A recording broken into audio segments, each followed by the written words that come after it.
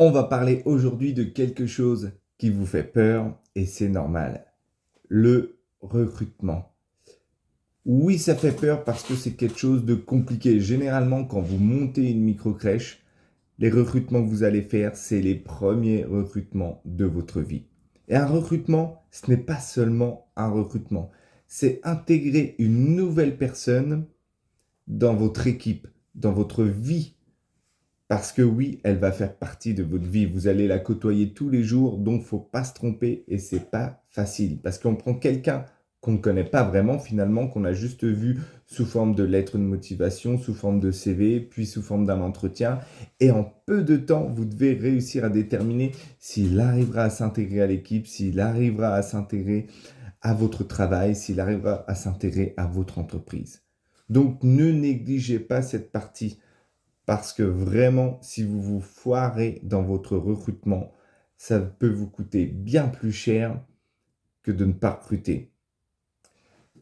La question que vous pouvez vous poser, mais c'est comment je recrute? Où est-ce que je vais? Il y a les solutions de facilité. Vous pouvez recruter sur Pôle emploi. Le site de Pôle emploi est très bien fait.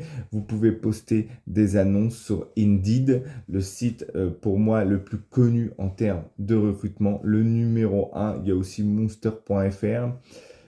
Vous pouvez passer aussi par vos réseaux LinkedIn, par exemple, réseau professionnel. Beaucoup de monde cherche des emplois sur ce site. Vous pouvez mettre une annonce ou sur votre profil aussi mettre une annonce parce qu'il y a deux parties, la partie profil et il y a une partie recherche d'emploi. Je vous conseille vivement d'aller dessus. Sur le site de votre commune aussi, souvent il y a des parties emploi, recherche ou tout simplement aller chercher à la source beaucoup de personnes travaillant dans les hôpitaux ou demander aux bouches-oreilles, aux médecins, aux gens qui travaillent dans la santé autour de vous, même au niveau des écoles, avec le bouche-oreille, ça fonctionne souvent beaucoup mieux que de poster des annonces. Quand vous allez recruter cette personne, qu'est-ce qu'il faut faire? Une fois que vous l'avez recruté, tout simplement, il faut bien l'intégrer dans votre entreprise. Il ne faut pas balancer cette personne-là dans l'équipe et lui dire, allez, débrouille-toi. Travaillez un parcours d'intégration pour tous votre collaborateurs.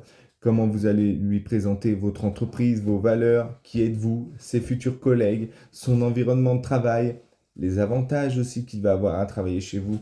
Préparez l'intégration au maximum parce qu'une personne bien intégrée, il y a de grandes chances qu'elle reste plus longtemps dans votre entreprise. Et enfin, réfléchissez aussi à comment vous allez fidéliser vos collaborateurs. Parce que dans la société d'aujourd'hui, il y a beaucoup de turnover et ça, c'est ce que vous ne voulez pas.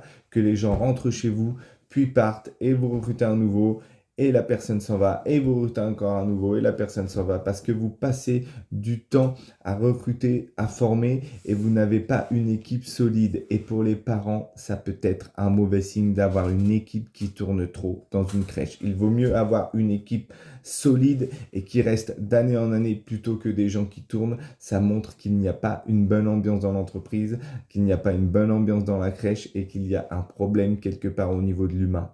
Et on n'a pas envie de laisser nos enfants où il y a un problème humain.